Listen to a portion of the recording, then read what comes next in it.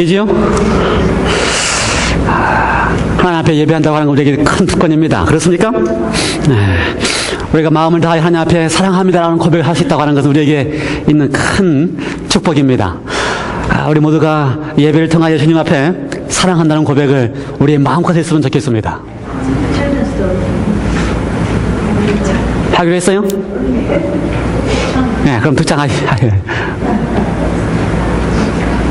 네, 어린이반에서 하는 특별한 특창을 듣고서 말씀을 나누도록 하겠습니다.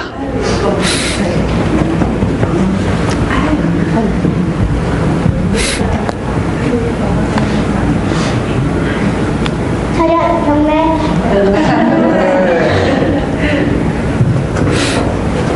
나머지는 안 오프면 하는 거야?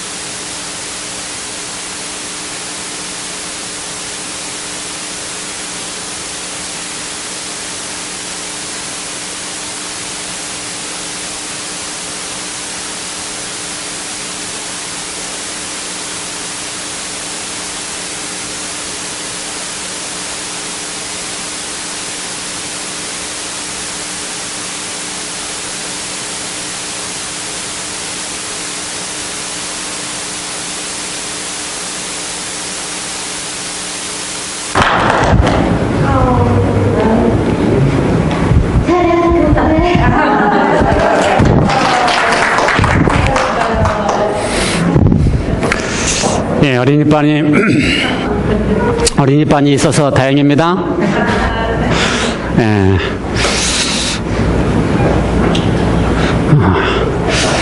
우리는 계속해서 지금 영생에 이르는 길 시리즈를 해오고 있습니다.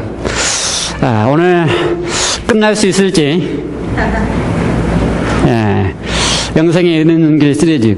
아니요, 제 말은 요한계시록이 끝날 수 있을지, 영생에 이르는 길 시리즈는 계속됩니다. 100번까지 갈지 200번까지 갈지 모르지만. 그러나 요한계시록 이번까지 끝낼 수 있을지는, 저도 잘 모르겠습니다. 왜냐면, 오늘 설교가 다 마무리돼야 끝나는데, 내용이 너무 많아가지고요. 여러분이, 제가 말을 빨리 해도 다 끝날지 모르겠어요. 그러니까 정신을 발짝 차리시고, 잘 따라오시기 바랍니다. 함께 기도하시고, 특별히 가장 중요한 말씀을 나눌 때에 하나님께서 우리에게 인도하시도록 기도하시고 말씀을 나누시겠습니다. 하나님 아버지, 이제 우리가 요한계시록 12장을 다시 한번 반복하면서 그 여자의 마지막 남은 자손에 대한 이야기를 나누려고 합니다.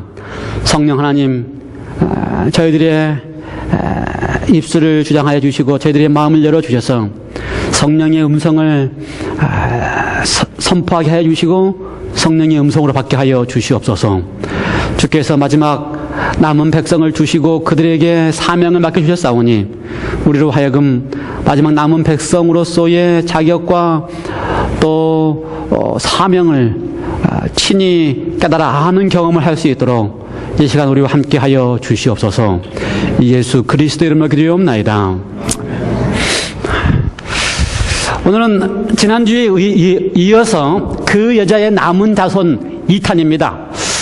두 번째 시간인데요. 지난주에 제가 하고 싶은 이야기를 다 못했기 때문에 2탄까지 또 하게 되는 것입니다. 오늘도 하고 싶은 이야기를 다 못하면 3탄이 또 있을지 몰라요. 그 여자의 남은 자손, 우리가 요한계시록 12장을 가지고 함께 말씀을 나눴는데요. 요한계시록 12장에 등장하는 인물들이 누구 있습니까? 첫 번째 등장하는 인물은 누가 있습니까? 요한계시록 12장에 등장하는 첫 번째 인물 누가 있어요?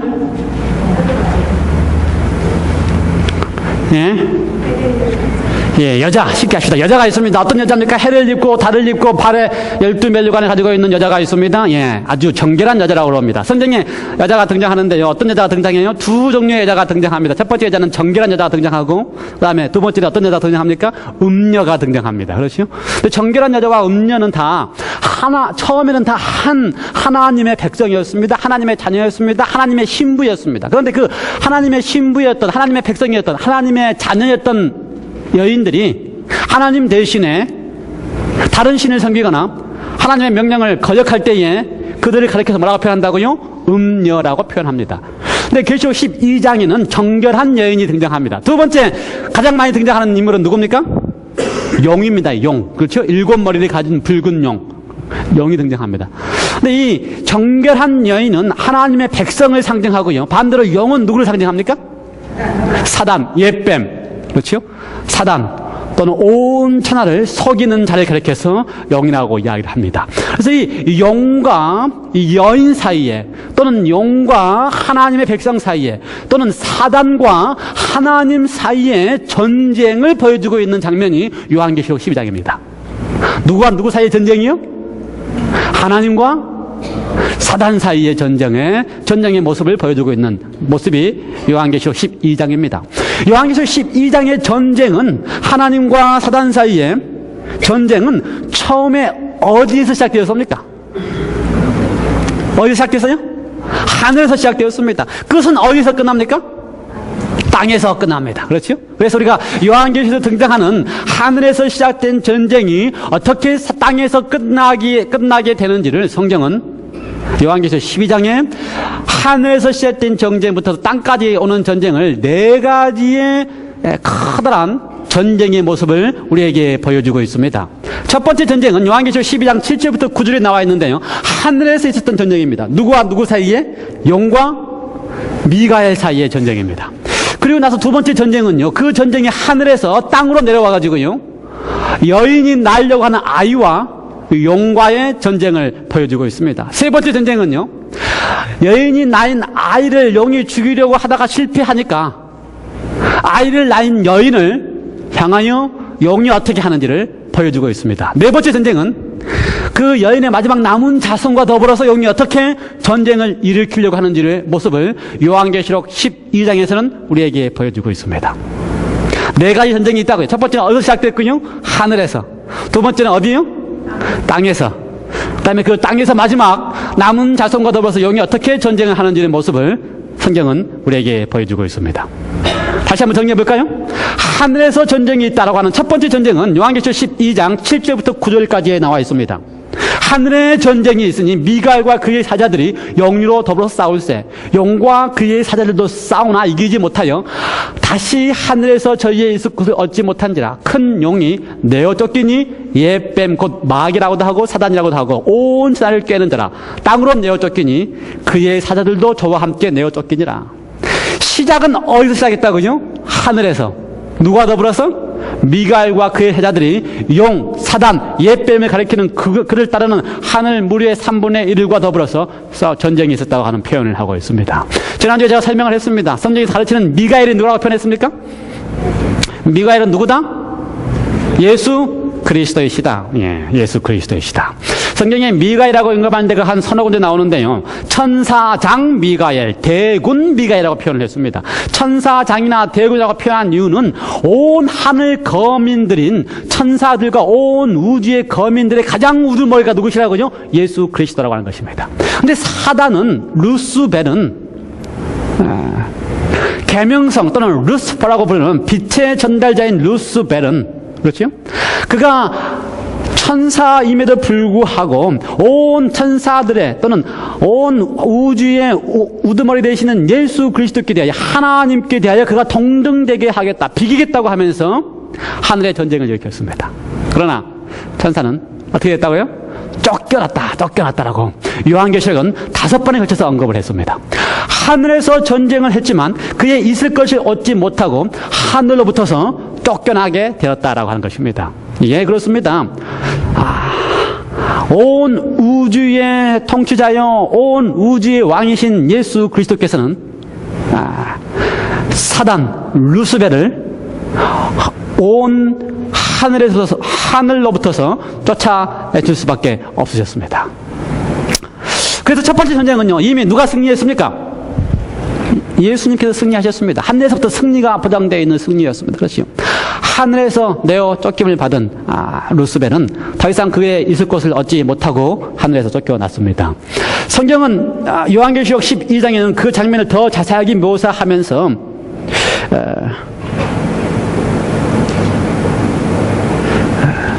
쫓겨났다고 하는 표현을 5번이나 언급하면서요, 마침내 그가 더 이상 하늘에 가지 못한다고 하는 이야기를 12절에 표현하고 있습니다. 그 장면을 가서 살펴볼 텐데요. 쫓겨난 사단이 어디로 쫓겨났습니까? 하늘에서 있지 못하고 땅으로 쫓겨났습니다. 그렇죠? 땅으로 내어 쫓겼다고 표현되어 있습니다. 베드로 후서에는 지옥으로 내어 쫓겼다고 표현했습니다. 그래서 이 땅이 사단으로 말미암아 범죄한 이후에 이 사단, 이 땅 자체를 어두운 곳으로 표현하고 있다고 성경은 가르치고 있습니다. 땅으로 내어 쫓겼어요. 정리해 보겠습니다. 첫 번째 전쟁은 어디서 시작됐습니까? 하늘에서 시작되었습니다. 누구와 누구 사이에? 미가엘과 영 사이에. 미가엘은 누구라고요? 예수 그리스도. 예수 그리스도와 사단 사이의 전쟁이 하늘에서 있었습니다. 그러나 사단은 쫓겨났어요. 그렇죠? 분명히 쫓겨났습니다. 그렇죠? 땅으로 쫓겨났습니다. 이 땅이 예수님께서 창조하신 다음에 아담과 하와가, 하나님의 모습을 담은 아담과 하와가 있었는데요. 아담과 하와가 하나님의 모습을 담아서 가장 아름다운 모습을 창조되었는데, 그 아담과 하와를 속이기 위하여 누가 왔어요? 사단이 누구에게 통해서 왔습니까? 뱀의 모습을 통해서 땅에 와서 했습니다. 그래서 인간으로 하여금 하나님의 모습을 닮은 인간으로 하여금 타락하게 함으로써 처음 인간이 아담과 하와가 사단으로 인하여 범죄한 다음에 창세기 3장 15절에 의하면은 그 아담과 하와에게 약속을 했습니다. 무슨 약속을 했어요? 여인의 후손에서 한 아이가 태어날 것에 약속을 했습니다. 그리고 그 아이를 향하여 누굴 한다고요? 사단은 그 아이의 발꿈치를 상하게 하고 또 뱀은 머리를 상한다고 하는 약속을 이미 하셨습니다. 그래서 두 번째 전쟁을 요한계시록에서 표현할 때에 여인이 아이를 낳으려고 한다라고 하는 표현을 했습니다. 요한계시록 12장 4절과 5절에 용이 해산하려 하는 여자 앞에서 그가 해산하면 그 아이를 삼키고자 하더라, 그렇게 해주겠습니다. 여자가 아들을 낳으니 이는 장차 철장으로 만국을 다스릴 남자라. 그 아이를 하나님 앞과 그 보좌 앞에서 가더라. 창세기 3장 15절에 약속한 여인이 아이를 낳는다고 하는 약속을 드디어 예수님께서는 이루셨습니다. 성취하셨습니다. 여인을 통하여 실제로 아이의 모습으로 예수님께서 이 땅에 오셨습니다. 맞아요? 그런데 계시록 15장 4절과 5절에는 용이 그 여자가 아이를 낳으면은 그 낳은 아이를 어떻게 하려고 한다고요? 삼켜서 죽이려고 한다고 성경은 표현하고 있습니다.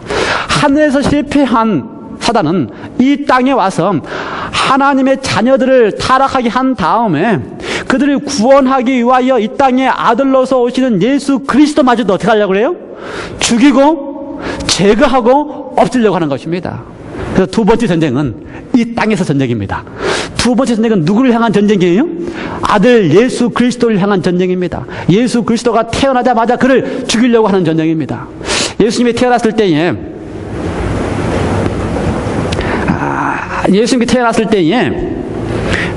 베들레헴에서 태어나셨지요.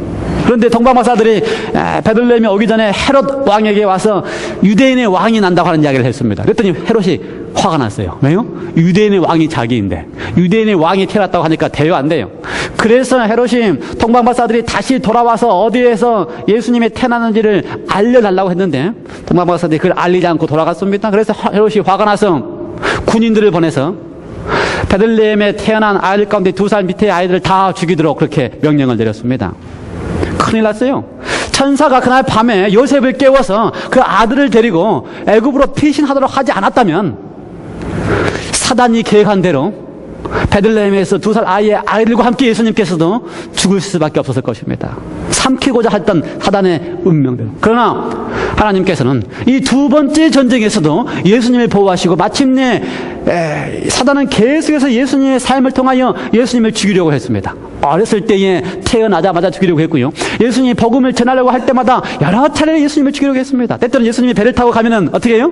갑작스럽게 태풍을 일어서 바닷속에서 예수님을 죽이려고 하고요. 때때로 예수님께서 말씀을 통하여 가르치면 어떻게 해요? 사람들이요 하여금 사람들을 충동시켜서 돌로 쳐서 예수님을 죽이게 하고요. 때때로는 절벽 가운데 예수님을 떨어져서 죽이게 하고요. 온 생일을 통하여 예수님을 죽이려고 한 것이 사단의 계획이었습니다. 그러한 사단의 계획이 실패했습니다. 왜요? 두 번째도 예수님께서 이기셔야만 했기 때문에 그렇습니다. 사단이 예수님을 십자가에 못 박게 했습니까? 아니면 예수님이 자원해서 십자가에 가셨습니까? 예, 예수님은 자원해서 십자가에 가셨습니다. 사단이 예수님을 십자가에 못 박아서 죽이려고 한 게 아니고요. 예수님은 기꺼이 자원해서 온 인류를 위해 십자가에 가시기로 결심하신 것입니다. 한 예로 예수님 십자가에 못 박혀 있을 때에 거기 있는 수많은 유대인들은 뭐라고 그랬어요? 십자가에서 내려오라, 십자가에서 내려오라 그랬어요. 누구처럼? 사단처럼. 십자가에서 내려오라고 했습니다. 어떻게든 사단은 예수님이 십자가에 가지 않기로 방해했습니다. 겟세마네 동산에서 예수님을 하여금 무슨 고민을 하게 한 거예요? 어떻게든 십자가에 가지 않게 하게 하는 고민을 한 겁니다. 그래서 예수님으로 하여금 온 인류를 위하여 그의 생명을 내어놓는 일을 못하게 하는 것입니다. 십자가에 가기 전에 죽이든지 아니면 십자가에서 그의 생명을 기꺼이 바치지 못하려고 하는 것이 사단의 계획이었습니다. 그러나 그 모든 계획을 사단은 이루지 못했습니다. 왜요? 예수님은 기꺼이 자원하여 인류를 위하여 당신의 생명을 주시고자 하셨기 때문에 그렇습니다. 그것이 사랑이기 때문에 그렇습니다. 예, 두 번째 전쟁도 예수님께서 기꺼이 십자가에서 당신의 생명을 내어놓음으로써 당신께서 승리하셨습니다. 그 장면을 요한계시록 12장 12절에서는 이렇게 표현했습니다. 10절에 보면은요, 이제 우리 하나님의 구원과 능력과 나라와 또 그의 그리스도의 건세가 이루었으니, 드디어 이루어졌습니다. 하나님의 능력과 나라와 건세가 그리스도를 통하여 이루어졌습니다. 어느 때 이루어졌다고요? 지금 이제가 언제입니까? 예수 그리스도께서 기꺼이 자원하여 십자가에 가셨을 때에, 기꺼이 자원하여 당신의 생명을 온 인류를 위하여 기꺼이 내어놓겠다고 결심하셨을 때에, 바로 그때에 하나님의 구원의 역사가 이루어진 것입니다. 그 결과 12장 12절에서는 이렇게 표현했습니다. 그러므로 하늘과 그 가운데 거하는 자들은 즐거워하라. 그러나 땅과 바다는 화 있을지어다. 이는 마귀가 자기의 때가 얼마 남지 못된 줄을 알므로 크게 분내어 너희에게 내려갔습니다. 예, 그렇습니다. 두째 전쟁에서도 마귀는 실패했습니다.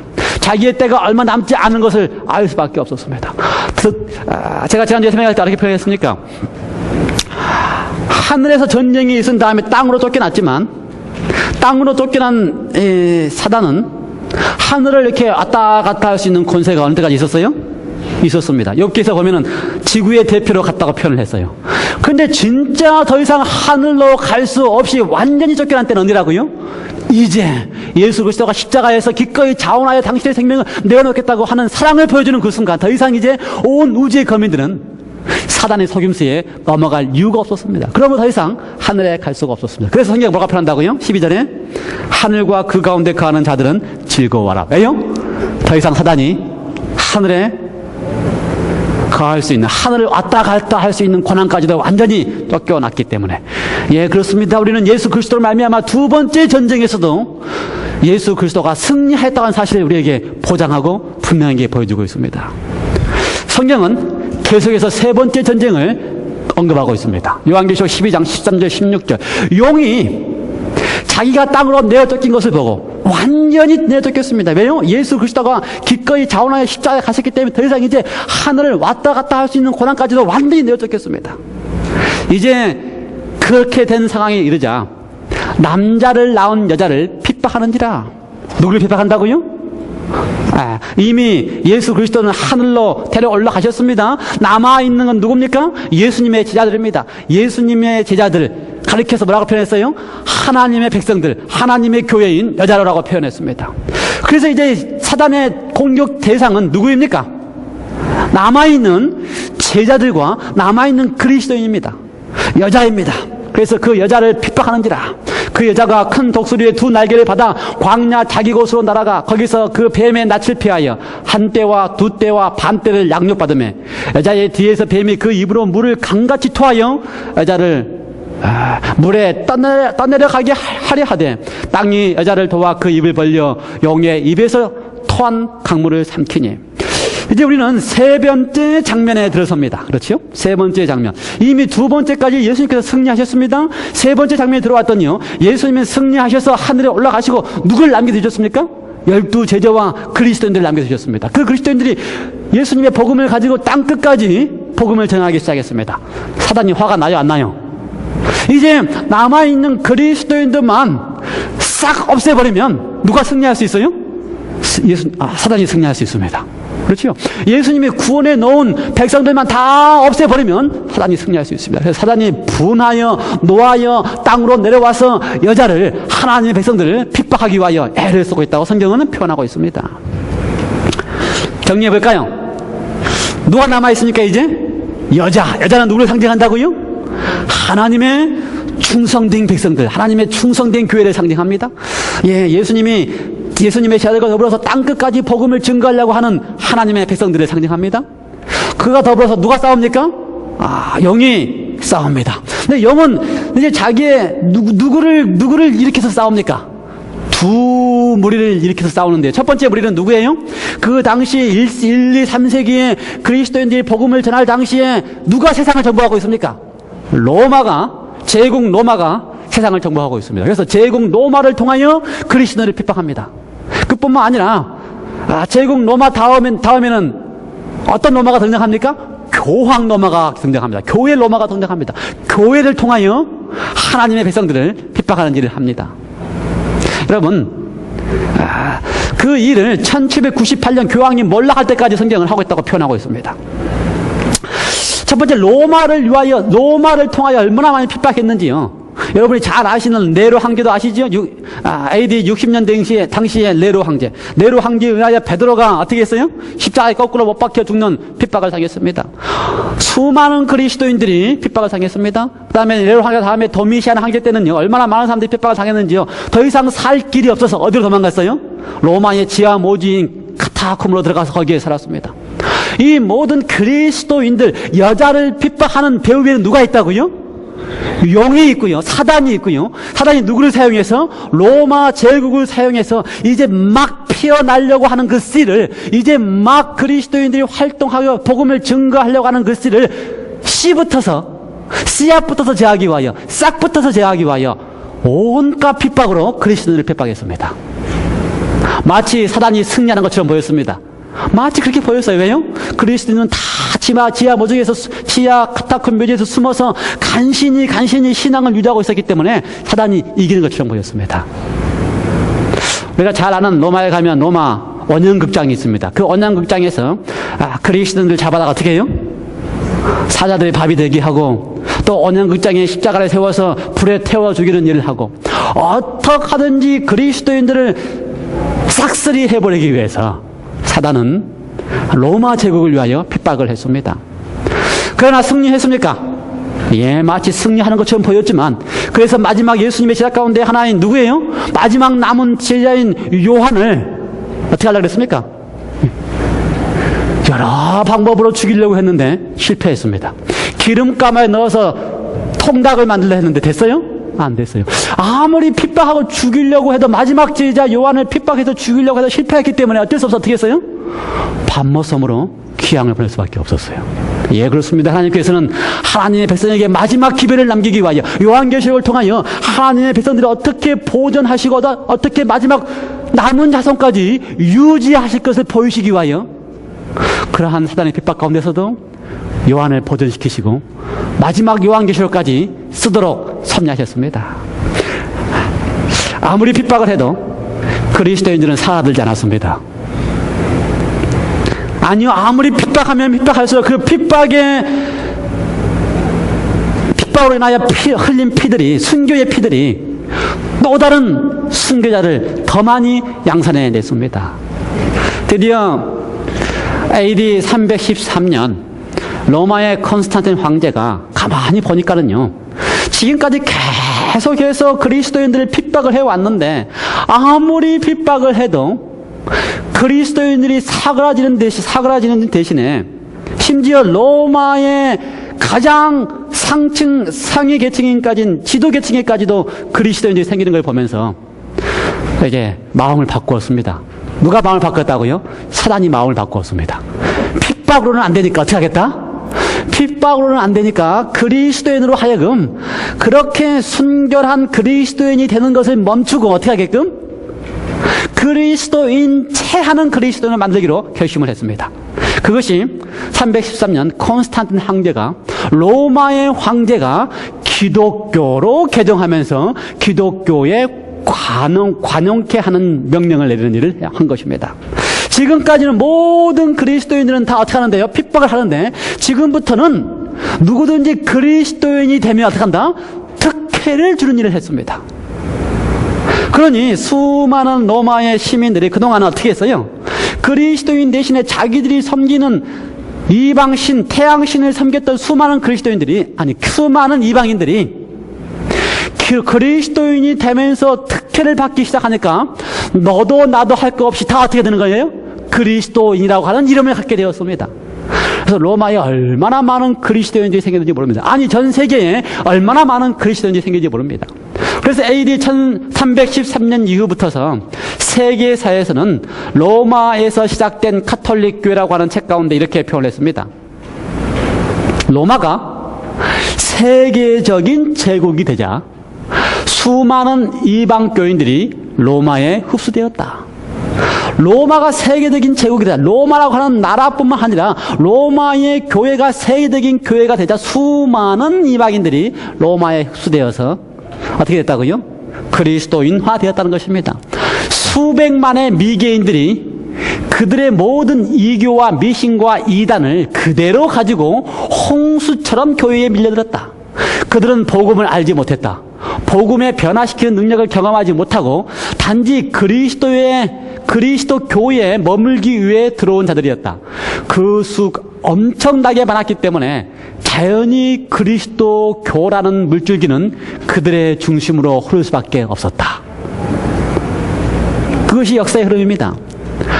순교자의 피를 가지고 정통 정결했던 여인이, 그렇죠, 정결한 여인으로 상대했던 그리스도교가 AD 313년부터서 수많은 이방인들이 마치 강물의 물줄기처럼 그리스도인화 되면서 참다운 복음 없이 이름만 그리스도인이라는 이름을 가지기 시작하면서 어떤 그리스도인이 되었다고요?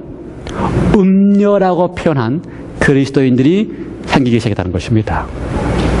계속해서 간추린 역사라고 하는 책 가운데 언급하기를, 새 신자들은 사고방식이나 습관에 있어서 이전의 이교의 때와 똑같았다. 그들은 교회 안으로 몰려들긴 했지만 이교주의를 벌이지 않았다. 오히려 침례받은 이도 교인들의 무리는 이교 사상을 통하여 조직된 교회의 도덕력을 무력케 하릴 만큼 연약하게 만들었다. 누가 더 힘이 됐다고요? 순교한 그리스도인보다 이방인 그리스도인이 그리스도화 되면서 가져온 이방인의 수많은 풍습들이 순수한 그리스도인들을 점점 적게 만들었다고 하는 사실입니다. 기독교 역사입니다.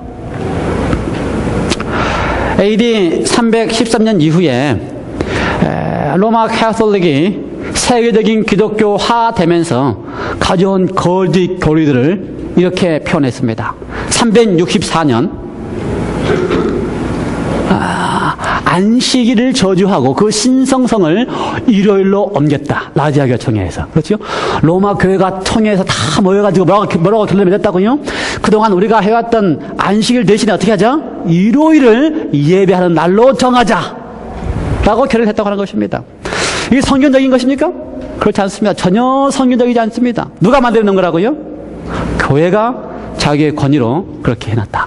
두 번째, 593년에 어떻게 했습니까? 교황 그리고리 1세에 일어나여 연옥설이 설계되었다. 연옥설 아시지요? 지옥에 갔다가 거기에 뭘 많이 내면, 면죄부를 많이 내면 지옥 다음에 어디로 간다고요? 죽었던 사람도 연옥이라고 하는 중간 단계에 갈 수 있다고 하는 새로운 이단의 교리들을 만들어내었다. 600년에는 마리아와 죽은 성자들에게 직접 기도하기도 하고 11세기에 가서는 미사를 드리기 시작하고요. 또 침례 대신에 세례를 가져오기 시작하고요. 그 다음에 베드로에 의하여 묵주 기도를 드리게 하고요. 그 다음에 1184년에 하면 종교 재판을 가지고 와서 어떻게 했어요? 하나님의 말씀으로 끝까지 순실하게 신앙을 하려고 하는 사람들을 다 핍박하는 종교 재판을 시작하고요. 면죄부를 판매하기 시작하고 그 다음에 사자에게 죄를 고하는 고해 성사 제도를 가지기 시작했습니다. 심지어 1229년에는 어떻게 했냐면요. 성경을 더 이상 소유하거나 성경을 읽지 못하게 했습니다. 성경이 뭔데요? 성경이 유일한 하나님의 말씀인데 교회가 하나님의 말씀인 성경을 읽지도 못하게 하고 소유하지도 못하게 했습니다. 가지고 있거나 읽으면 어떻게 한다고요? 종교재판을 통하여 사형을 청할 수 있는 권한을 만들었습니다. 이렇게 가르치면 이제 1966년에 바티칸 회의에서 이 성경을 금소로 했다고 하는 것을 폐기해서 더 이상 이제 금소를 하지 않는다. 성경을 가지거나 소유하지 못하게 하지 않는다. 이렇게 캐톨릭 교회에서 가르칩니다. 과거 역사를 통해서 보면은요, 캐톨릭 교회는 성경을 가지지도 못하고 읽지도 못하게 했습니다. 1439년에는 연옥설을 정식 교회로 가르치고요. 그 다음에 1500년대에는 교회의 전통이 성경보다 더 권위가 있다고 가르치고요. 그 다음에 또 1546년에는 성경 외에 경애서들을 성경에 포함시키기 시작했습니다. 그래서 한국이 가지고 있는 공동번역 성경에는 뭐가 들어있어요? 성경의 경외서들이 포함되어 있습니다. 그 다음에 1854년에는요, 성모 마리아가 예수님을 예수님을 뵐 때에, 예수님을 잉태할 때에 그 이전에 성모 마리아는 이미 죄가 없었다. 죄가 없는 무한 성모 마리아였다라고 가르치는 교리를 가르치기 시작했습니다. 그 다음에 또 1864년에는요, 교황 피우스 9세 때는 로마 교회가 인정하지 않는 어떠한 시민의 자유는 다 인정하지 않는다고 가르치고요. 또 1900년대에 와서는 성모 마리아는 이미 승천해서 하늘에 가 있다고 가르치기 시작했습니다. 수많은 거짓된 가르침들이, 거짓된 이론들이 종교 암흑 시대에 세상을 지배하고 있었습니다. 그뿐만 아니라 성경은 뭐가 표현했어요? 계시록 12장에 3차 전쟁 동안에 여인을 핍박한다고 표현했습니다. 그래서 그 여인이 핍박을 피해서 광야에 피해서 어느 동안? 한때, 두때, 반때 동안 1260년 동안 피해있다고 표현했습니다. 1260년은 어떤 기간입니까? 로마 천주교회가 538년부터 1798년까지 그들의 세력을 확보하고 있는 기간을 가리키는데 그 기간 동안에 여인은 남은 교회는 다 피해 있고요. 그 다음에 로마 천주교회는 수많은 고문하는 방법을 통하여 교회를 핍박했습니다. 교회의 역사라는 책 가운데 보면은 엄청난 수의 사람들이 처자식을 이끌고 벌거벗겨진 채로 살던 곳에서 쫓겨났다. 그들 중에 많은 사람들이 비인간적으로 학살을 당하였다. 예? 수많은 방법으로 하나님의 충성된 여인들을 교회를 핍박했습니다. 그래서 그 하나님의 충성된 교회는 어디를 피할 수밖에 없다고요? 광야로 피할 수밖에 없습니다. 성경의 표현에 의하면 실제적으로 땅으로 피했는데요. 로마의 1260년이라고 하는 기간 동안의 핍박을 피해서 땅으로 피하여 숨어있던 수많은 그리스도인들의 언급이 역사적으로 발굴되기 시작합니다. 그 중에 대표적인 인물들이 알덴스인입니다. 알덴스인들은요, 그 스위스의 알프스 산맥 속에, 깊은 산맥 속에 숨어서 신실하게 말씀대로, 하나님의 말씀대로 순종하기를 하는 것을 그들의 신앙으로 삼는 무리들입니다. 그래서 이 알덴스인들은 어떻게 하느냐면요, 깊은 산속에서 말씀을, 성경을 가지고 성경을 손으로 베꼈습니다. 그 다음에 그 베껴 쓴 성경을 가지고 옷깃에 넣어가지고 유럽을 이제 가가지고 복음을 전합니다. 복음을 전하다가 자기가 만나는 사람이 상인이 돼가지고 복음을 전하는데, 만나는 사람이 복음을 받아들이면 어떻게 해요? 살고, 만나는 사람이 복음을 거절해서 교황에게 고발을 하면 어디로 가는 겁니까? 종교재판에 가는 것입니다. 자기의 목숨을 내어놓고 거기에서 어떻게 해요? 복음을 증거하는 사람들이 알덴스인들입니다. 기록에 의하면 알덴스인들이 얼마나 하나님의 말씀대로 충성되게 신앙을 했는지, 하나님의 말씀의 기록대로 제7일 일곱째 날 안식일을 지켰다고 하는 기록들이 알덴스인들의 기록 가운데 남아 있습니다. 지금도 박물관에 가면은 그들이 어떻게 신앙생활을 했는지에 대한 기록들이, 어떻게 손으로 성경을 베껴서 옷깃에 넣어가지고 유럽을 복음을 증거했는지의 기록들이 남아 있습니다. 하나님께서 그 여인의 핍박이 있을 때에 성경 어떻게 표현했다고요? 여인은 어떻게 했다고요? 땅으로 가서 피하겠다고 표현했습니다. 그래서 그 깊은 산 속에서 핍박을 피해서 복음을 유지하는 여인, 다시 말해서 하나님의 백성들을 하나님께서는 가지고 계셨습니다. 그러면서부터 517년에 루터가 종교 개혁을 시작합니다. 그렇죠? 그래서 로마 천주교회가 수많은 오류를 가지고 있을 때에 그 오류로부터서 하나님의 말씀을 중심으로 개혁하는 일을 시작하는 일이 시작된 것입니다. 그걸 가리켜서 뭐라고 표현합니까? 종교개혁이라고 합니다. 천주교로부터서 개혁이 나오는 일을 시작합니다. 1517년 루터가 개혁했는데요, 루터의 핵심은 하나님의 말씀에, 성경에 권위를 둬야 된다. 그렇죠? 성경을 읽지도 못하고 소유하지도 못하게 하는 금서로 정한 노마 캐톨릭이 잘못되었고, 하나님의 말씀에 기초하여 신앙을 해야 한다. 그래서 루터가 하나님의 말씀에 기초해서 보니까 오직 의인은 믿음으로 말미암아 산다고 하는 말씀을 깨달은 거 아닙니까? 그래서 루터가 종교개혁을 시작했고요. 1520년대에 영국에서 개혁교회가 성서와 교회를 중심으로, 또 장로라고 하는 제도를 중심으로 시작됐고요. 1520년에 그들을 시작으로 정치와 종교는 분리돼야 한다고 하는 명확한 사상을 가지고 있었습니다. 그 당시에 모든 정치를 누가 지배하고 있었어요? 로마 천주교회가 지배하고 있었는데, 제침례교회에서는 정치와 종교는 분리돼야 한다고 가르침을 가지기 시작했습니다. 1534년에는요, 영국 성공회를 중심으로, 그 다음에 속죄와 재림을 가르치기 시작했고요. 그 다음에 개혁교회에서 나왔던 켈빈 파들은 장로교회를 가르치면서 하나님의 주권과 장로제도, 그 다음에 성공회에서 개혁한 침례교회들은 침례와 그 다음에 유아세례를 반대하는 일을 가르쳤고요. 그 다음에 침례파로부터서 감리교회를 중심으로 하는 웨슬리들은요, 성화와 그 다음에 하나님의 영의 강림하심에 대한, 하나님의 영의 역사하심에 대한 이야기를 가르쳤습니다. 그래서 1517년 종교개혁 이후부터 1787년 감리교까지 생길 때까지 수많은 개혁자들이 개혁을 해 나왔습니다.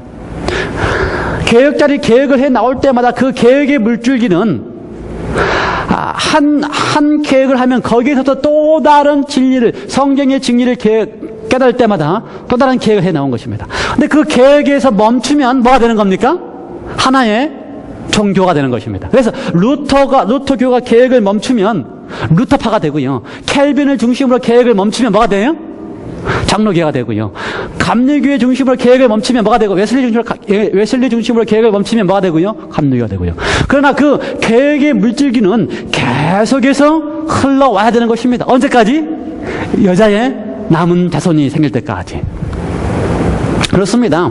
하늘에서 생긴 전쟁 이후로 용은 예수님을 죽이려고 한 이유로 실패한 다음에는 용은 누구를 없애려고 그런다고요? 교회를 없애려고 그랬습니다. 여자의 아들을 낳은 여인을 없애려고 그랬습니다. 그래서 그 교회를 다 없애봐도 처음에는 로마 제국을 통해서 핍박하고요. 두 번째는 로마 교회를 통하여 수많은 오류를 가지고 왔지만 그 가운데서 하나님께서는 개혁자들을 통하여 수많은 개혁의 물줄기들을 흐르게 하시고 진리들을 개혁자들을 통하여 진리들을 하나하나 깨달아 알게끔 다시 하신 것입니다.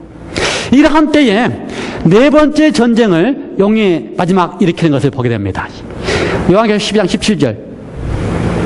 용이 여자에게 분화에 돌아가서 그 여자의 남은 자손 곧 하나님의 계명을 지키며 예수의 증거를 가진 자들로 더불어 싸우려고 바다 모래 위에 섰더라. 이제 세 번째 전쟁에서도 용은 실패했습니다. 핍박을 해보고 수많은 거짓 교리를 가르쳐 봤지만 개혁의 물줄기를 통하여 하나님께서는 지금 뭘 준비하고 계시는 겁니까? 마지막 여자의 남은 무리를 준비하고 계시는 것입니다. 그렇다면 이 마지막 여자의 남은 무리는 어떤 무리일까요? 1798년 마지막 교황이 몰락한 이후에 생긴 무리여야 할 것입니다. 남은 자손. 그렇죠? 우리가 지난번에 요한계시록을 계속 통해서 공부했지만 마지막 남은 무리와 더불어서 싸우는 용은 13장에 의하면 두 세력을 가지고서 싸웁니다. 첫 번째는 어떤 세력이에요? 바다에서 올라온 짐승. 누구를 상징했습니까? 죽게 된 상처가 나온 다시 살아난 교황권을 상징했습니다. 두 번째 짐승은 누구를 상징했습니까? 땅에서 올라온 짐승. 누구를 상징했습니까? 미국을 상징했습니다. 그런데 이 교황권과 미국이 연합해서 짐승의 우상을 세운 다음에 어떻게 하는 겁니까? 누구든지 거기에 경배하지 않거나 하는 사람에게는 표를 받게 해서 매매도 못하게 하고 죽게 하는 일을 하는 것입니다. 그러므로 마지막 남은 자손과 더불어 싸우는 세력은 다시 살아난 교황과 세계적인 역할을 하는 미국이 연합해서 어떻게 한다고요? 거짓 짐승의 우상을 세우는 일을 하면서 싸우게 되는 것입니다. 거짓 짐승의 우상의 핵심은 뭡니까? 하나님의 거룩한 안식일 대신에 계명을 지키는 안식일 대신에 일요일을 지키게 하고 그 다음에 하나님의 영으로 인하여 하나님의 말씀대로 순종하는 것 대신에 거짓된 영을 통하여 하나님을 오해하게 하는 일을 하는 것입니다. 그래서 하나님께서 마지막 남은 백성들로 하여금 하나님의 계명을 지키며 그 다음에 말했어요? 예수의 증거를 가진 하나님의 마지막 남은 백성을 두셔야만 하는 것입니다. 그것이 마지막 네 번째 전쟁의 모습입니다. 그렇다면 이 마지막 남은 네 번째 남은 자손의 특징은 무엇일까요? 남은 자손의 특징. 어렵습니까? 졸고 있습니까? 안 졸고 있어요? 남은 자손. 용이 지금 이제 세 번째 전쟁에서도 1260년이라는 기간 동안에 아무리 핍박을 해보고 아무리 거짓 교리를 가르쳐봐도 실패했습니다. 왜요? 남은 자손. 개혁의 물줄기가 흐르면서 그 개혁의 물줄기 가운데 남은 자손을 두고 있었기 때문에 그렇습니다. 남은 자손의 특징. 첫 번째 남은 자손은요. 남았다 하는 이야기는요. 어디에서 남은 겁니까? 처음에서부터 계속해서 유지돼서 남아야지만 남은 것입니다. 남은 자손은 특별하게 갑자기 딱 생긴 게 아닙니다. 그렇죠? 여러분, 우리 옷감을 이렇게 보면요. 다 팔리고 마지막 남은 찌꺼기가 있는데, 이 마지막 남은 찌꺼기가 왜 이게 중요해요? 왜요? 이 마지막 남은 이 한 줄기는, 한 조각은 어디 가든지 그 원본하고 어떻게 하기 때문에 똑같기 때문에 중요합니다. 그렇죠? 그래서 원본이 뭔가 이렇게 문제가 있으면 그 똑같은 걸 사용해야지만 완벽한 것입니다. 하나님의 남은 백성은 그래서 시작했던 예수 그리스도께서 마지막 처음에 남겨두신 그 12 제자들과 더불어서 그 같은 혈통으로 끝까지 유지하고 있는 남은 무리가 있어야지만 그게 진짜 남은 것입니다. 갑자기 생겨서 남은 무리가 아니고 똑같은 혈통을 그대로 예수 그리스도의 가르침 그대로 순종하고자 하는 세계를 사는 무리들이 있어야지만 남은 무리인 것입니다. 두 번째로 남은 무리는 예수님께서 가르친 그대로 안식일의 계명을 그대로 가르치면서 7째 날 안식일 계명을 그대로 지키면서 순종하는 백성들이 남아 있어야지만 남은 무리입니다. 그렇지요? 그 중간에 안식일 대신에 일요일이 옳다, 일요일이 맞다, 일요일에 예수님께서 부활하셨기 때문에 일요일을 지켜야 된다고 하는 수많은 가르침이 들어왔다 할지라도 처음부터 예수님께서 하신 그대로, 제자들이 했던 그대로 그 혈통을 왈덴스인들이 산속에서 성경을 중심으로 끝까지 유지하면서, 그 다음에 개혁자들 가운데 어떤 개혁자들은 안식일이 옳다고 하는 것을 깨달은 개혁자들과 더불어서 마침내 그 혈통을 유지하면서 하나님의 말씀대로 안식일을 기억하여 거룩히 지키는 백성들이 있어야지만 혈통을 유지하는 남은 백성인 것입니다. 맞아요? 맞아요? 틀려요? 세 번째, 마지막 남은 백성은 그 기별을 땅끝까지 증거해야 됩니다. 왜요? 그래야지만 예수님 오시기 때문에. 그러므로 마지막 남은 백성들은 세계적인 교회가 됩니다. 세계적인 교회. 세계 어디를 가든지 그 마지막 남은 백성들이 존재해야만 됩니다. 왜요? 땅끝까지 복음을 증거하기 때문에. 여러분, 세계 어디를 가든지 존재하는 교회가 있다면 어떤 교회가 있습니까?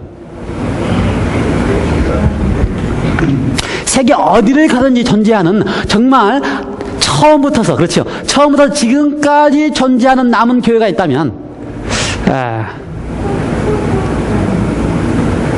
어떤 교회 있어요? 세계적인 교회가 있다면 두 교회가 있습니다. 캐톨릭 교회가 세계적인 교회입니다. 세계 어디를 가도 캐톨릭 교회가 있습니다.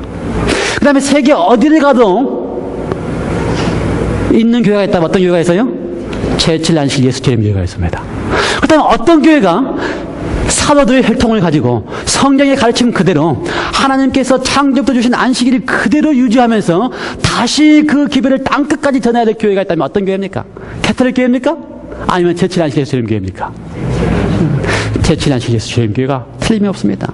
그뿐만 아니라 마지막 남은 교회는요, 그들의 가르침에 있어서 영적이고 사회적이고 육체적인 모든 면에 있어서 전인적인 그리스도인, 정말 하나님이 보시기에 가장 아름다운 그리스도인이 될 수 있도록 가르치는 기별을 가지고 있어야 됩니다. 그래서 그들이 가르치는 기별이 건강 기별도 가르칠 수 있고, 그들이 가르치는 기별이 정말 하나님의 영으로 말미암아 우리가 승리할 수 있다고 하는 기별을 전할 수 있는 그러한 완벽한 예수 그리스도의 복음을 증거할 수 있는 교회여야지만 마지막 남은 교회입니다.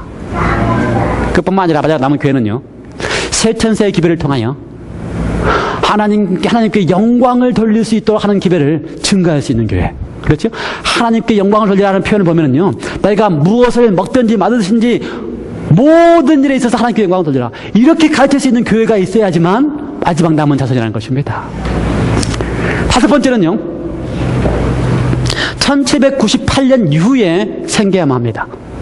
마지막 남은 백성은요, 마지막 남은 백성은 1798년 이후에 생겨야 됩니다. 왜요? 세 번째 전쟁은, 세 번째 전쟁 가운데 사단은 어디까지 갔습니까? 한 때와 두 때와 반 때 동안에 여인들을 핍박했습니다. 한 때와 두 때의 반 때는 언제 끝납니까? 1798년에 끝납니다. 그리고 나서 사단이 어떻게 했어요? 이번에는 여자의 남은 자손과 더불어서 싸우려고 준비하고 있는 것입니다. 그러므로 하나님의 남은 자손은 그 혈통에 있어서, 개혁의 혈통에 있어서, 종교 개혁의 혈통에 있어서 적어도 1798년에 그 종교 개혁의 혈통을 계속 유지하면서 종교 개혁의 완성을 하는 교회여지만 여자의 마지막 남은 자손이 되는 것입니다. 그래서 요한계시록 어디 갔어요? 14장에는 뭐라고 표현했어요? 그 여자의 남은 자손, 하나님의 계명을 지키며 예수의 증거를 가진 백성이라고 표현하고 있는 것입니다. 정말 1798년 이후에 종교개혁의 흐름을 계속 유지해 오다가 마침내 그 종교개혁자들이 가지고 있었던 그 진리들을 완벽하게 이룬 완벽하게 성취하는, 완벽하게 모아놓을 수 있는 마지막 남은 교회가, 남은 무리들이 있었는가? 종교개혁의 흐름 가운데 멈춰서 루터교로 끝나지 않고, 멈춰서 장로교로 끝나지 않고, 멈춰서 감리교로 끝나지 않고, 그 모든 교회들 가운데에서 있어서 정말 진리고 성경적인 진리를 하나로 뭉칠 수 있는, 하나로 묶을 수 있는 마지막 남은 백성들이 존재하는가? 역사적으로 보면은요, 1517년 종교개혁이 시작되었습니다. 아까 다 봤지요? 감리교회, 장로교회, 루터교회, 침례교회 시작되었습니다. 그 이후에 1620년에는 청교도가 미국으로 이주하면서 미국에 붙어서 뭐가 시작됐어요? 로마 천주교의 핍박을 피해서 미국으로 이주한 그리스도인들이 생기기 시작했습니다. 근데 미국으로 이주한 그리스도인의 핵심은 뭡니까? 핵심이 뭐예요? 천주교의 교황이 없는 교회를 세우겠다. 그래서 종교의 자유를 주겠다 하는 것이 핵심입니다. 누구든지 어떠한 종교든지 원하는 것은 다 하겠다 하는 것이 핵심입니다. 그 이후에 1798년에 교황이 몰락하고요, 1804년에 와서 대형 성수 공예가 생각되면서 수많은 성경이 전 세계적으로 퍼지기 시작하고요, 그 다음에 1818년에 드디어 밀러가 미국에서부터서 어떻게 해요? 종교 자유를 통하여 미국에서부터 밀러가 성경 연구를 통하여 예수님께서 재림하시기 때문에 우리 모든 그리스도인들이 예수님의 재림을 준비하기 위하여 회개하고 부흥과 각성을 일으켜야 한다고 운동을 시작하고요. 그것이 가르쳐서 성경에 1830년에 재림운동이라고 표현을 합니다. 재림운동의 핵심은 그 당시에 많은 사람들이 미국에 들어온 다음에 그들의 신앙을 다 포기하고 있을 때에 정말 예수 그리스도 안에서 예수님이 오시는 것이 확실하다면 우리가 개혁하고 회개하고 예수님의 오심을 위하여 준비해 나고 갇히는 외침이 바로 재림운동입니다. 그래서 얼마나 많은 사람들이 눈물을 흘리면서 회개하고 준비했는지 몰라요. 부흥운동입니다. 신앙의 부흥과 각성운동입니다. 그 사건이 일어날 때에 1833년에 예수님께서 예언한 대로 세계적인 별이 떨어지는 일이 일어났습니다. 별이 그냥 한두 개 떨어지는 게 아니고 별이 빛처럼 우성처럼 떨어진다라고 표현했습니다. 세계사 백과사전에 의하면은 1833년 별이 빛처럼 떨어졌다. 그래서 마치 이때가 정말 예수님께서 오시는 것처럼 예수님이 재림하신 것을 믿을 수 있도록 하는 징조들이 이루어졌습니다. 그리고 나서 1844년 대실망을 맞았습니다. 여러분, 이 재림운동을 할 당시에 얼마나 많은 그리스도인들이, 얼마나 많은 교회의 목사들이 재림운동에 가담한지 아십니까? 기록에 의하면은요, 200명의 목사들이 재림운동에 가입했는데 서로 다른 교회에서부터 왔던 수많은 교회의 목사들이 재림운동에 가입하면서 부흥과 개혁과 회개를 촉구했다고 기록되어 있습니다.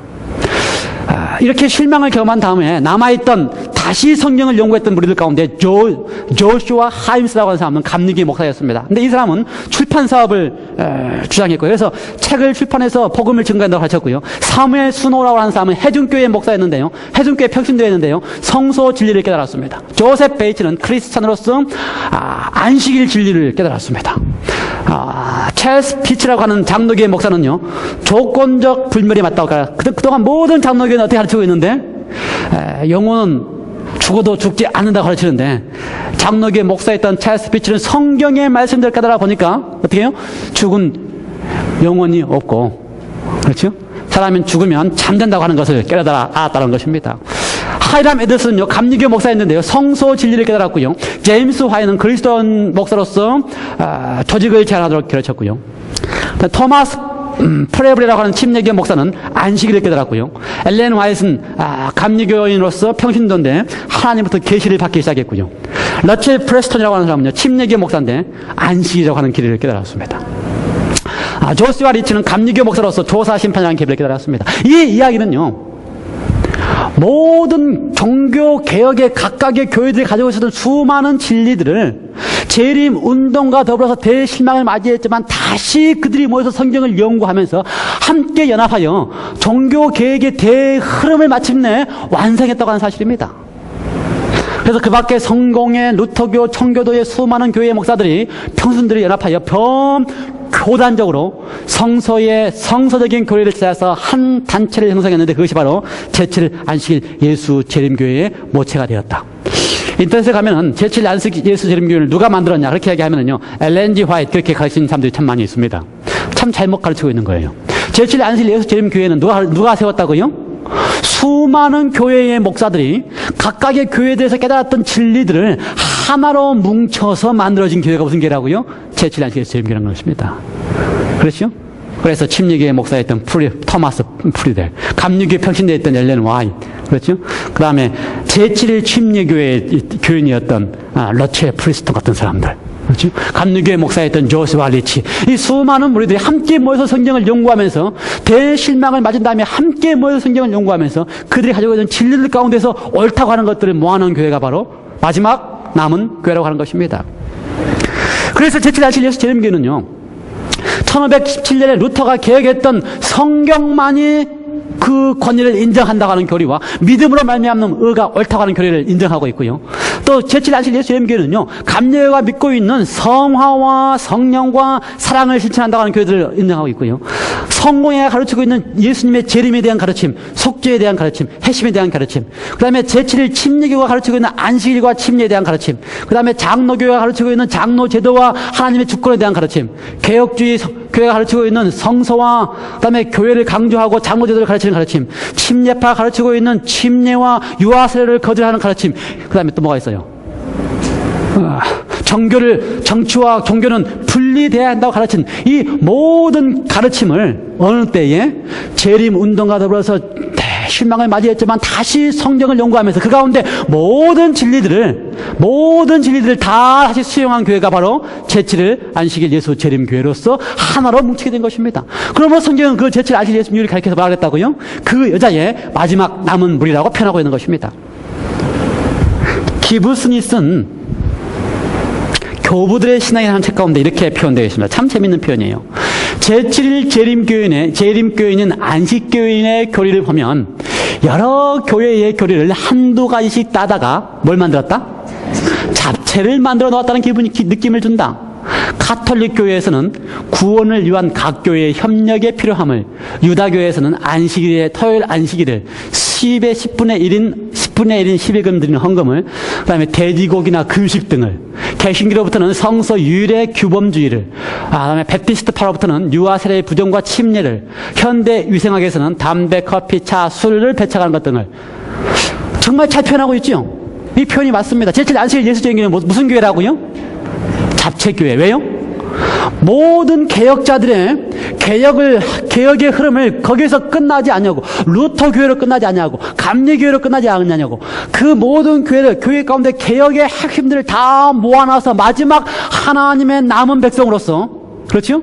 그 기별을 땅끝까지 세계적으로 복음을 증거해야 될 사명을 가지고 있는 교회이기 때문에 잡채와 같은 교회인 것입니다. 모든 진리를 다 수용할 수 있는 교회인 것입니다. 그래서 영은 마지막 분노하여서 그 여자의 남은 자손 하나님의 계명을 지키며 예수의 증거를 가진 자로 더불어서 바다에서 싸우기 위하여 준비하고 있는 것입니다. 그 모습이 보입니까? 네, 그렇습니다.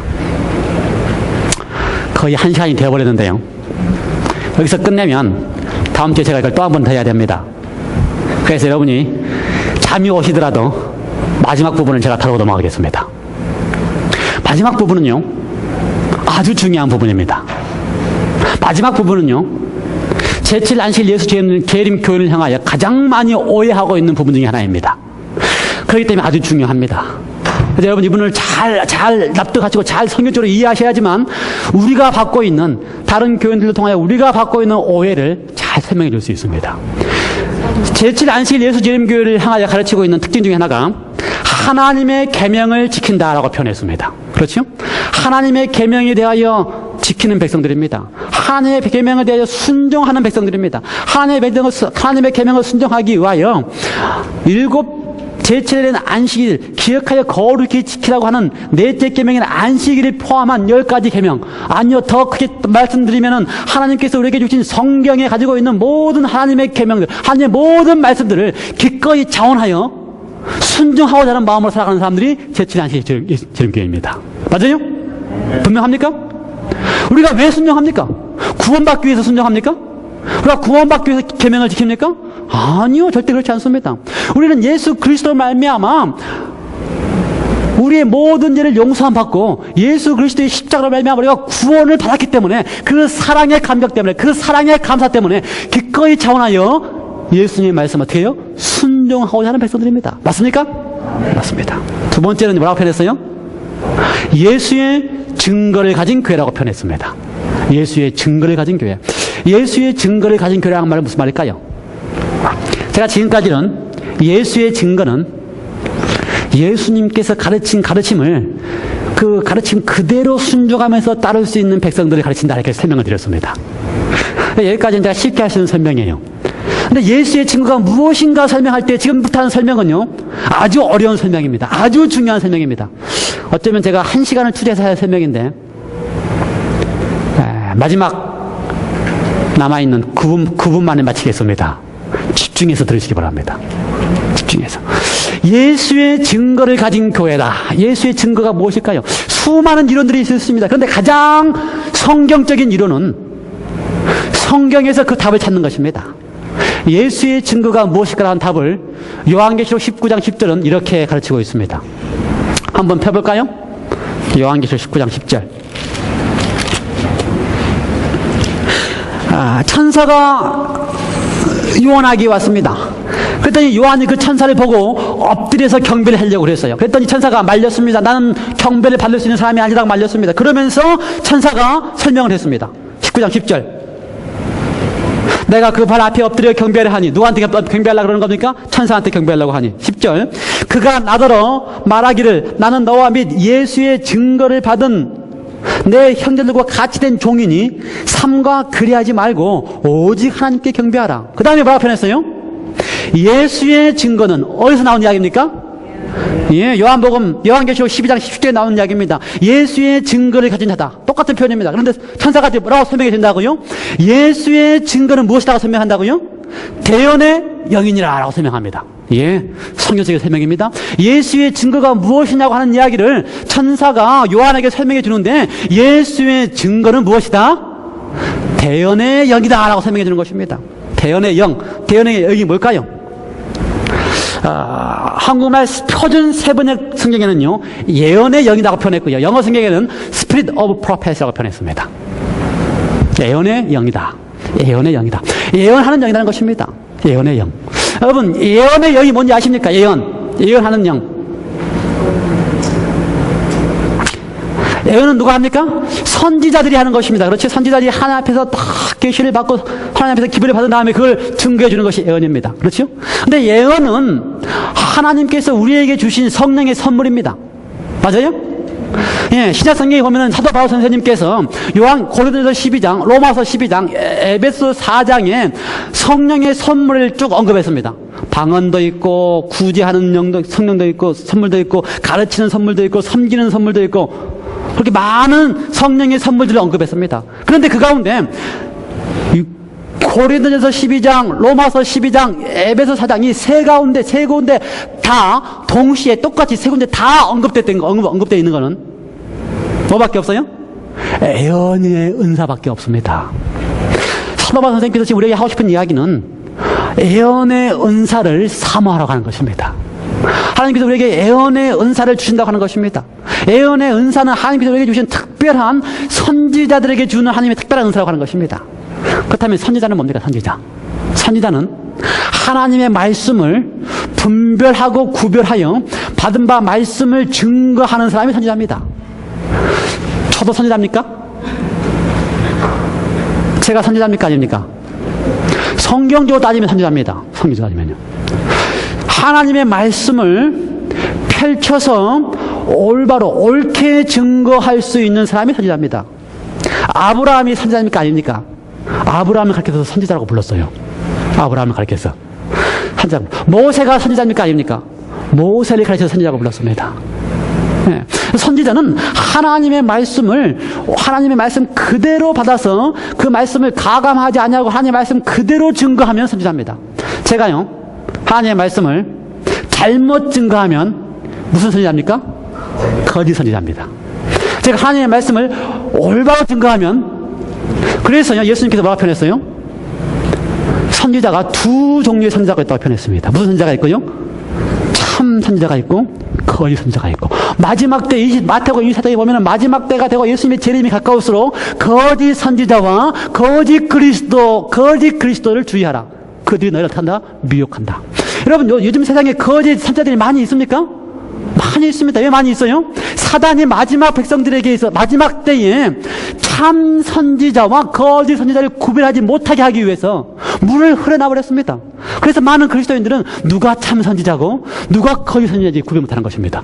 누가 참 목사고 진짜 성경대로 구별해서 말씀을 증거하는 목사와 선지자고 누가 성경을 잘못 가르치고 있는 목사와 선지자인지를 구별하지 못하게 되어 있습니다. 그런 시대에 살고 있어요. 그러므로 우리가 살고 있는 시대에 정말 하나님의 참 선지자를 하나님의 말씀을 말씀대로 증거할 수 있는 목사들이 필요한 것입니다. 그런데 하나님께서 마지막 때에 분명하게 선지자들 통해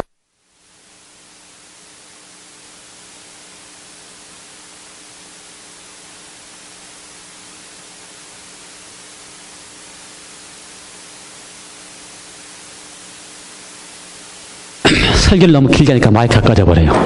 여러분은 복 받으셨습니다. 제가 이 중요한 설교를 다음 주로 안 미루고 지금 하니까요.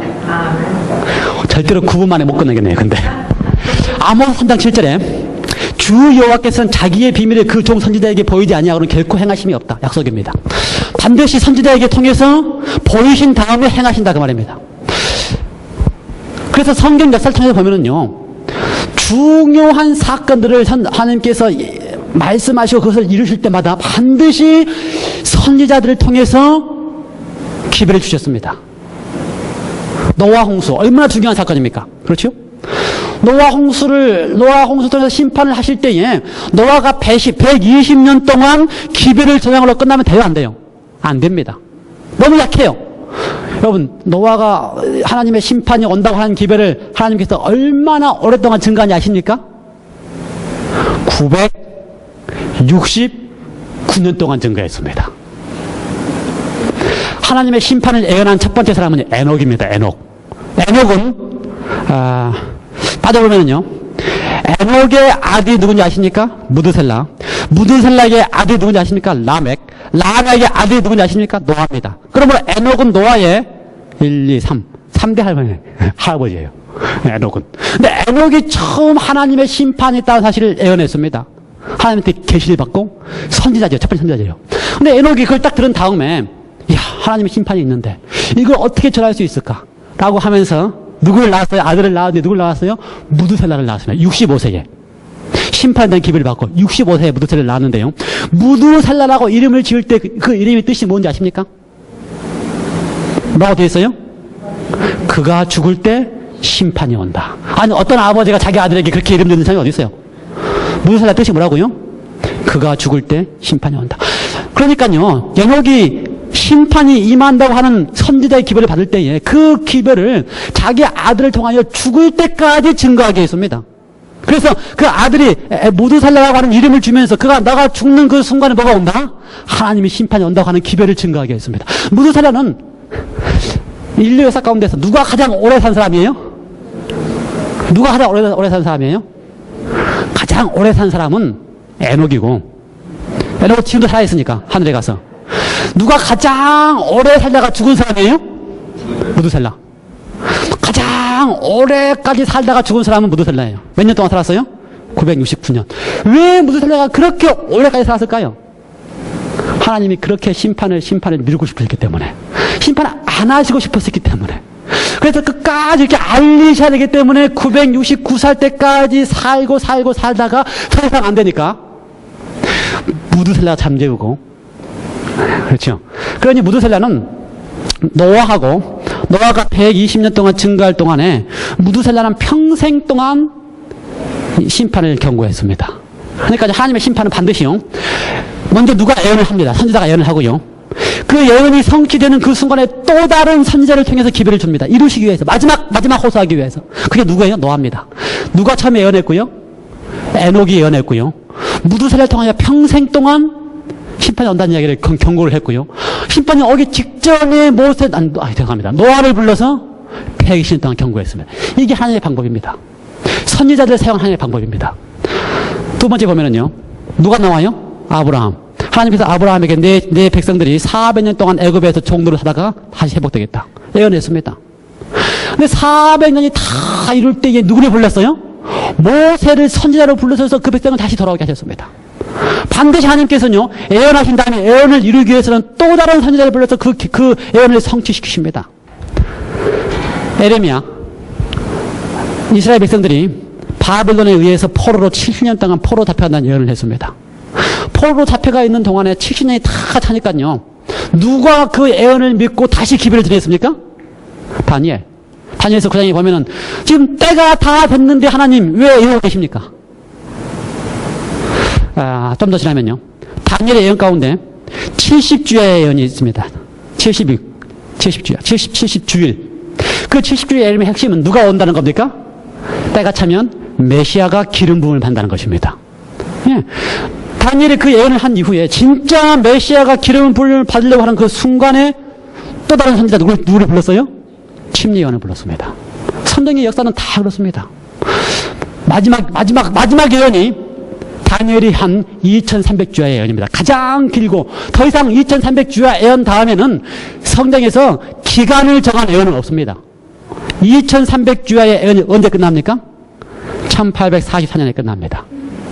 재림운동과 더불어서 대실망을 할 때 끝납니다.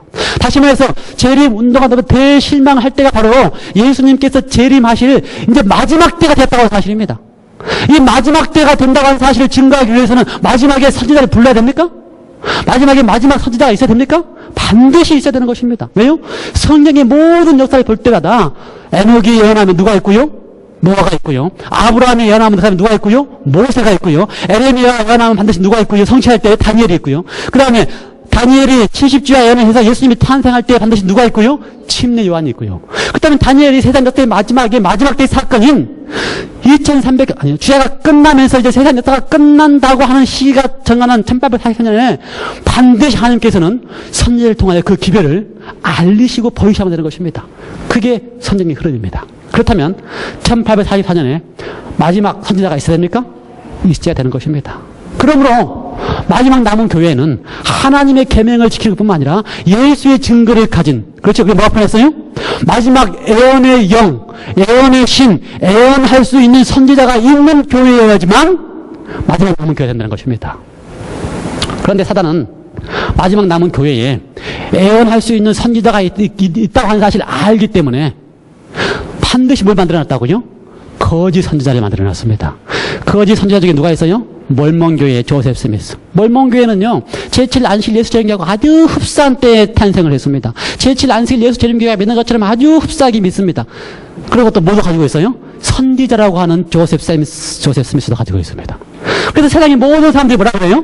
몰몬교회는 이단이고 조셉 스미스는 뭐다? 거짓 선지자다. 맞아요. 거짓 선지자입니다. 그런데 이렇게 해놓은 이유가 뭐라고요? 사단이 이렇게 만들어 놓은 이유가 뭐라고요? 진짜 참 선지자를 구별하지 못하게끔. 그래서 모든 사람들이 다 어떻게 해요? 마지막 때에 1844년에 하나님께서 마지막 2300주야 예를 끝날 때에 또 다른 선지자, 참 선지자를 불러내셔서 기별을 주시는 마지막 남은 교회가 있다는 사실을 어떻게 하기 위해서? 믿지 않게 하기 위해서. 얼마나 사단이 작전을 잘 쓰는지 몰라요. 그래서 얼마나 많은 사람들이 제7 안식일에 재림교회에 엘렌지 화이트라고 하는 선지자가 있다고 하는 것에 대해 뭐라 그래요? 그러기 때문에 일하자고 믿는 사람들이 얼마나 많은지 모릅니다. 누구 때문에? 사단이 해놓은 작전 때문에.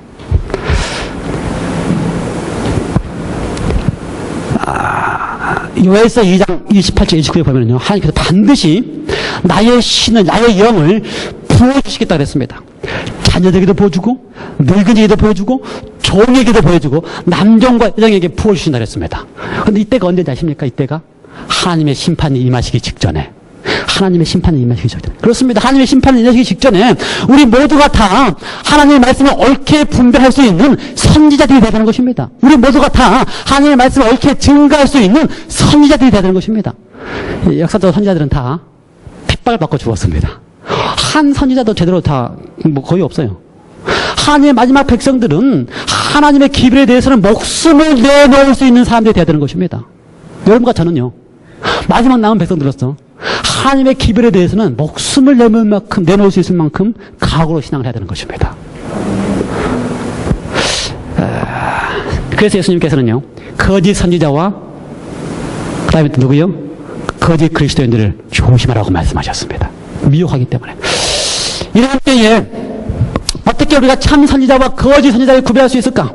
수많은 거짓 선지자들이 있는 그때에 어떻게 마지막 남은 교회에 마지막 참 선지자를 통하여 예수의 증거를 가진, 마지막 예언의 영을 가진 선지자를 구별할 수 있을까? 5가지 방법이 있습니다. 그 선지자들이 말하는 예언이 성취되어야 됩니다.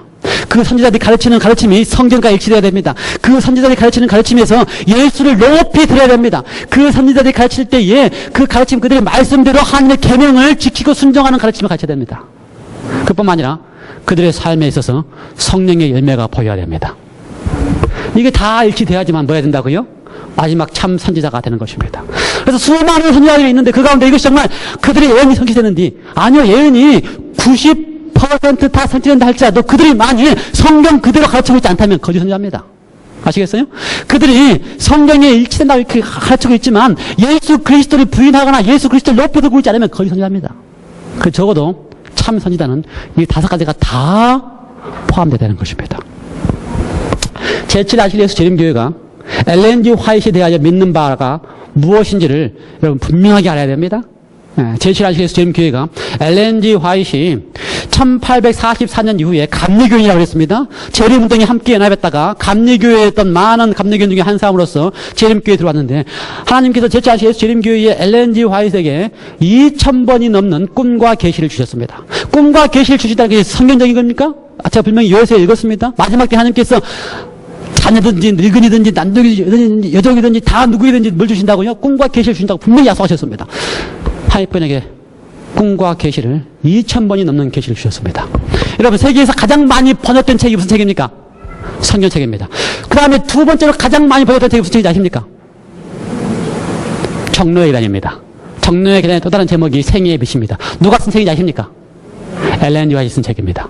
엘렌 G 화이트 쓴 책이에요. 아니, 어떻게 세계에서 가장 많이 번역되고 세계에서 두 번째로 많이 번역된 책을 기록할 수 있는 저자가 거짓 선지자 될 수 있겠습니까?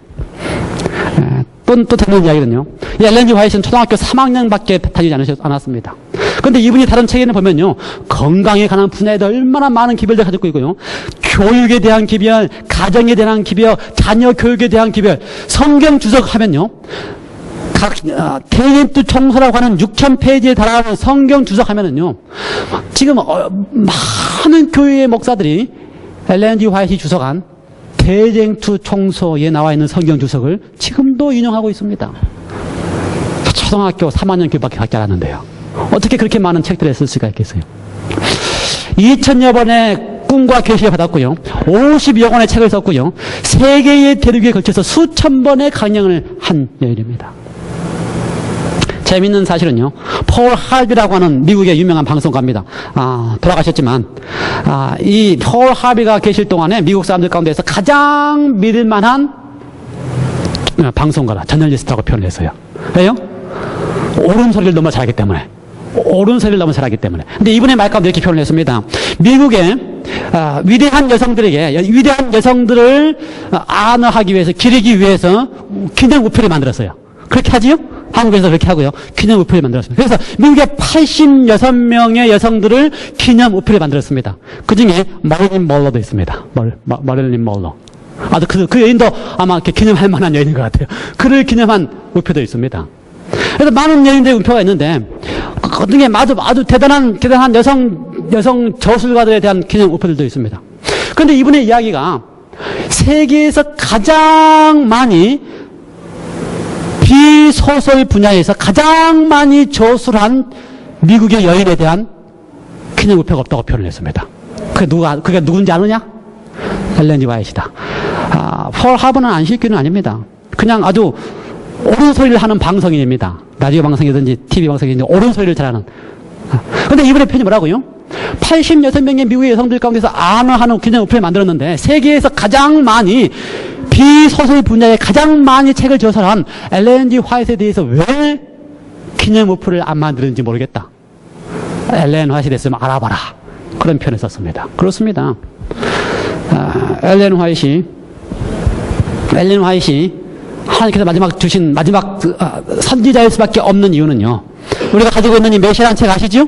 여러분 다 가지고 계시죠? 그 뒷면에 보면 뭐라고 써있는지 아십니까? 시대의 소망, 메시아라는 책이 미국 국회의사당에 기록되어 있는데, 미국 국회의사당에 있는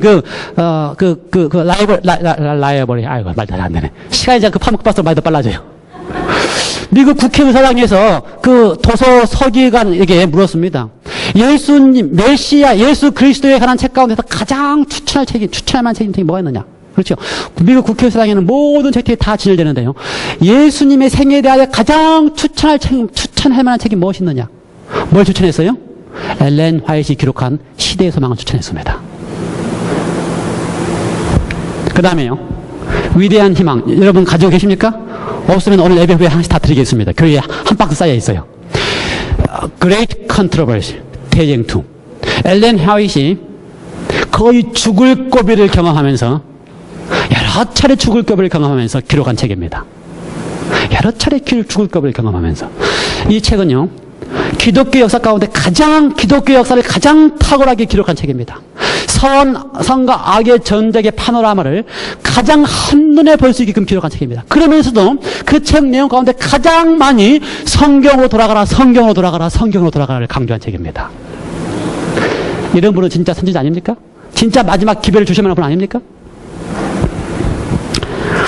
엘렌 화이트의 글 가운데요. 지금 제가 보여드린 각 시대의 대응투 가운데 이렇게 표현했습니다. 이 거룩한 책, 그리스도인에게 있어서 모든 점에 필요하고 이해하기 쉽고 어둠을 물리치기에 가장 적합한 책. 무슨 책이요? 자기가 기록한 책이요? 아니, 그 말이 아닙니다. 자기 책이 아니라 누구 책이요? 하나님의 말씀인 성경. 그렇죠? 그래서 엘렌 화이트는 자기의 책을 높이 든 게 아니고 그의 모든 글마다 뭘 높이 들었어요? 하나님께서 유일하게 주신 성경의 권위를 가장 높이 든 분이 엘렌 화이트입니다. 우리는 하나님의 은총 아래서 전혀 순수한 성경, 곧 신구약 성경에 기록된 하나님의 말씀만을 전하고 여기에 위배되는 어떤 것이든지 다하지 아니할 것을 결심한다. 누가 표현이라고요? 옆에 표현 가운데. 하나님의 말씀은 참으로 유일한 진리이며 그것은 참으로 모든 교리와 행위의 확실한 표준으로서 결코 실패하거나 우리를 속이지 아니할 것이다. 화이트는요, 모든 책 가운데 자신의 책이 아니라 자기가 선지자라서 자신의 책이 아니고 어디에 영광을 돌린다고요? 하나님의 말씀에 영광을 돌렸습니다. 치료봉사라는 책 가운데 이런 기록이 기록되어 있습니다. 담배는 느리고 잠재적이지만 가장 해로운 독소이다. 그 어떤 형태의 담배를 사용하든지 그것은 인체 조직이 해롭다. 이 책을 이 말을 언제 기록한지 아십니까? 1800년 말에 기록했습니다. 1800년 거의 말에. 근데 진짜 담배가 해롭다고 하는 것을 의학계나 또는 과학계에서 인정한 때가 언제인지 아십니까? 그로부터 60년이 지난 다음에 인정했습니다. 그로부터 60년이 지난 1960년대에 그걸 인정했습니다. 여러분, 그 다음에요. 뉴스타트라는 이야기 많이 들어보셨죠? 뉴스타트. 누가 한 이야기입니까? 이상호 박사님이 한 이야기입니다. 근데 그건 어디서 나온 이야기예요? 엘렌 화이트에서 그것에서 나온 이야기입니다. 신선한 공기, 일광, 절제, 휴식, 운동, 적당한 식사, 물을 사용하는 것, 거룩한 능력을 실행하는 것. 이것들이 진정한 치료제이다. 여기에 나와 있는 신선한 공기, 일광, 절제, 휴식, 운동, 적당한 식사. 여기에 나와 있는 말의 첫 단어를 따져서 만든 것이 뉴 스타트입니다. 이상호 박사님이 갑자기 만드는 게 아니에요. 언제 한 이야기라고요? 하나님께서 엘렌 화이트를 통하여 계시를 통하여 1800년 중반에 이 말씀을 이미 주셨습니다. 그걸 얼마 후에 150년이 지나서 드디어 누가 얘기한 거예요? 이상호 박사님이 뉴 스타트한 이야기로 이제 얘기하는 것입니다. 여러분, 화이트의 그 가운데서요, 얼마나 많은 이야기 가운데서 채식을 하라. 과일과 채식을 많이 먹던